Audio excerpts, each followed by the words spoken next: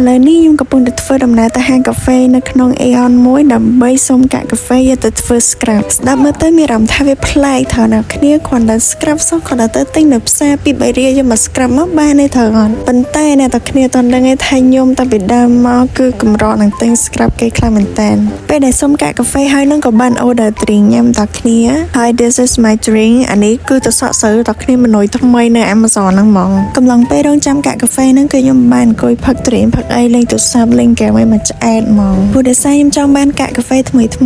ចឹងហើយតតកាច់ភ្លាមយកភ្លាមចឹងណាតាមពិតទៅកាកាហ្វេក្រុមហាងកាហ្វេទាំងអស់គឺគេមានយកទៅណាទេគេយកទៅចោលតែគ្នាចឹងយើងសុំគេទៅគេនឹងឲ្យឯងគេអត់ចិត្តអាក្រក់ជាមួយអ្នកតគ្នាគ្រាន់តែកាកាហ្វេប៉ុណ្ណឹងធ្វើកំថាអូនេះស្នាដៃខ្ញុំក្នុងធ្វើឲ្យហើយមានយកដាក់តាំងឯងដល់ពេលគេចាញ់មិនយក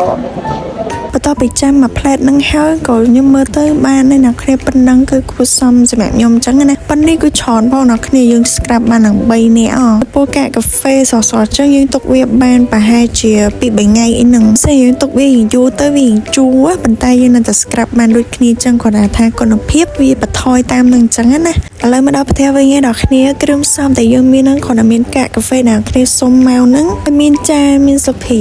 ហើយជាមួយនឹងសាប៊ូដោះខ្លួនតាគ្នាហើយអ្នកទាំងគ្នាក៏អាចបន្ថែមគ្រឿងផ្សំដូចទឹកឃ្មុំក្រូចឆ្មាចង់ដាក់ទឹកដោះគោទៀតក៏បានដែរតាគ្នាតែវា depend on អ្នកគ្នាចង់បានអញ្ចឹងណាយើងយកមកធ្វើខ្លួនឯងអញ្ចឹងយើងចង់ដាក់គ្រឿងផ្សំអីក៏បានដែរអត់តែអ្នកគ្នាគិតថាវាល្អសម្រាប់ស្បែកអ្នកទាំងគ្នាអញ្ចឹងណាបើសម្រាប់ខ្ញុំនៅវិញខ្ញុំចង់បែបលឿនខ្ញុំដាក់តែសាប៊ូដោះខ្លួនទេសម្រាប់សាប៊ូដោះខ្លួនអ្នកគ្នាចង់ប្រើ brand អីក៏បានដែរយើងមើលតែវាល្មមដែលយើងអាចស្កាប់លើខ្លួនបានគឺអូខេតាគ្នាហើយនេះពេលដែលខ្ញុំ scrap គឺថាអូយស្បែកឡើងភ្លឺហ្មងបើសិនជាអ្នកគ្នាធ្វើតាមខ្ញុំមក complete comment ខាងក្រោមឲ្យខ្ញុំដឹងផងណាជាមួយនឹងលទ្ធផលហើយតើវាស្រួលប៉ុណ្ណាចំណាយលុយតិចប៉ុណ្ណា complete comment ឲ្យខ្ញុំដឹងផងអរគុណអ្នកគ្នាបាយបាយ